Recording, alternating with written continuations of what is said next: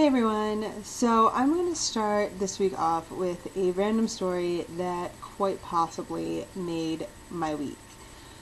This past Saturday, I went to Borders to spend my Borders bucks that I earned for being a rewards member or whatever. And so I was like, hey, Borders bucks, free book, yeah, essentially, because it was like $10 in Borders bucks.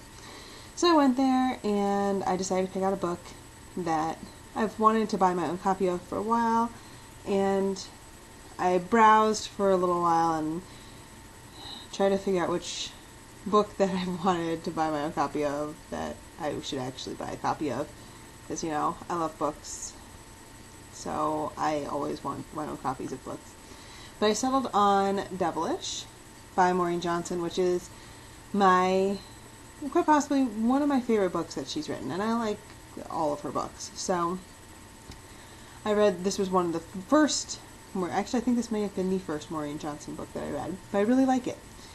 And so I pick it up and I do this weird thing where I have to flip through books, I don't know why, even though I've already read it. And so I was flipping through the book and I came across something as I was flipping through and find it. Someone stuck in the middle of this book a lovely post-it notes. And I was like, well, that's random. Like, it's not unusual to find weird things stuck inside books at like half-price books or whatever, because those are used books. Sometimes people will stick things in there and forget about them. Like, I found a letter, like someone had written a note to someone on a piece of paper and it had gotten folded up and put in this book. And I bought it at half-price books a couple months ago. I don't remember what happened to the letter. I think I still have it somewhere. So, like, it's not unusual at secondhand bookstores. But at Borders, finding a post-it note inside of a new book is a little weird. And then I read what it says. It says, if you're reading this book, you're probably a nerdfighter. Check out the awesome at http://nerdfighters.ning.com and youtube.com/vlogbrothers. Don't forget to be awesome. And because I'm a nerdfighter, that quite possibly made my day. This isn't actually the book I'm reading right now. I just bought it. I'm going to reread it at some point when I get through my massive reading list of books that I've not actually read before. But I'm still working on reading The Book Thief, which I showed you last week. So I'm not going to show it again, because that seems redundant. This week, we are continuing our novel writing process, talk, or whatever you want to call it. We are continuing it and actually finishing it up because it's the very end of November, which means NaNoWriMo is winding down and ending, and I won yesterday. That was so exciting. Second year in a row, crossed the 50,000K finish line. It feels good. I don't know why I always have to cross the finish line at like 12:30 though, but you know, who's complaining? I'm going to have a pretty new t-shirt in a few days, so whatever. So we've talked about plot and outlines and characters and ideas and all the stuff leading up to what we're actually talking about today, or this week, which is the actual writing, essentially. This week we are talking about narrative and dialogue, which, you know, essentially is what a novel is made up of anyway. So, and like when we were planning this, it seemed like a really good idea at the time, and now I'm realizing that I don't know what to say about narrative and dialogue, because they seem like stuff that people should already know about, I guess. I'll start with narrative, which is, you know, the narration itself. Usually I don't have enough of it, or that's what I feel. I feel like I don't have enough narrative, because you almost always feel pretty strong on the dialogue. That of course changes, like that's mostly in rough drafts, that changes as I revise and everything, but for the rough drafts I tend to feel like I'm dialogue heavy. But the funny thing is that with this year's nano novel, for me, I actually felt narration heavy, and that was an interesting change in pace. Part of what goes into narrative, of course, is the point of view that you're talking from, and I've pretty much used every point of view that you can imagine. Well, except for second person, because I don't I don't understand why you would want to write an entire story in second person, but kudos to those who are brave enough to try it. I've written in third person. I've written in third person past mostly. If I write in third person, it's mostly in third person past. And I've written in first person past, and I've written in first person present. Those are the three that I use the most often. Third person past I used to use a lot when I was in, I don't know, I went through a phase where I did a lot of third person past.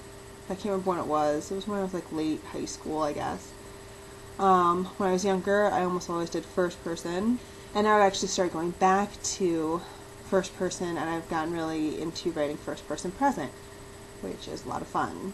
And I wrote first person for Nano this year. Part of it was in the past, part of it was in the present, because there's a switch in the middle. And for my non-Nano project that I'm about to return to, which is of course Call to Action, and its sequel, which I'm going to hopefully start writing sometime in the next couple weeks. Call to Action is actually first person present as well. So I've gotten really into those. So then there's dialogue. And like I said, I usually feel pretty heavy on the dialogue. And I don't know why this is. This might have to do with the fact that I carry on conversations with my characters. Like I told you guys last week when we were talking about getting into our characters' heads. I will carry on full conversations with my characters. So I'm always thinking about how my characters sound and how they talk and what they would say, more so than what they look like or what they're doing. I mean, obviously, I have to think about what they're doing as well, otherwise there wouldn't be much of a story, but I think about what they say a lot, and I think that might have to go back to the fact that I talk way too much anyway, so my characters are like that too. My interesting challenge, dialogue-wise, lately, is that in Call to Action, while being dialogue-heavy, it has to be that way, because it centers around a podcast-like thing that, is doing the call to action. So my protagonist she spends large chunks of various chapters listening to this podcast show, and obviously she can't see the people because it's just their voices, and so I had to do some interesting things with dialogue there, where she has to kind of interpret how the voices sound more so than the facial expressions that those characters are making. So that was my fun dialogue challenge for Call to Action. I didn't really have any dialogue challenges in my Nano novel, other than the fact that apparently, for some reason, my main character went through this whole thing where she didn't actually like talking very much. And so there was a lot of narration and not quite as much dialogue in some parts.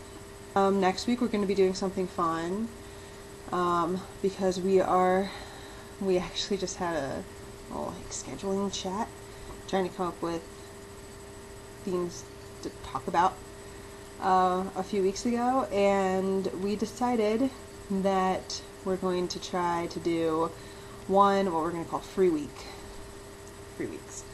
One free week a month, where instead of having a set theme that all of us follow, we're going to get to talk about whatever we want, essentially. Make it a little bit more vlog-like. So that'll be interesting, and that's actually what we're kicking off next week. So next week is our first free week, and so God knows I have to figure out what I'm going to talk about. I hope everyone had a great Thanksgiving, and ate a lot of turkey, and had safe travels, and avoided the snow. We got out of Hamburg, New York, just in time.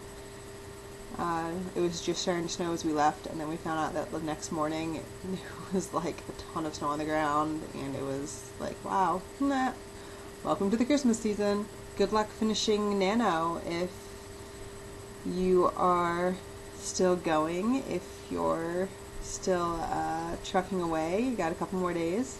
By couple, I mean today and tomorrow. So enjoy that, and good luck, and drink a lot of coffee, and I'm glad that I don't have to think about it anymore. To tell you the truth, there's always a level of relief that comes with the end of Nano for me. Even though I love it, it's really difficult for me to stay focused sometimes.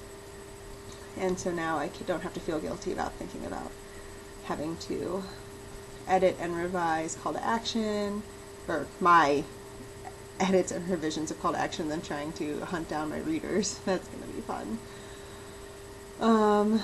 And now I don't have to worry about the fact that I don't have to feel guilty about the fact that I keep on thinking about call to action's sequel and other story ideas that I want to try to write. And I will see you guys next week. Enjoy the rest of the videos this week. I'm sure I will. Bye.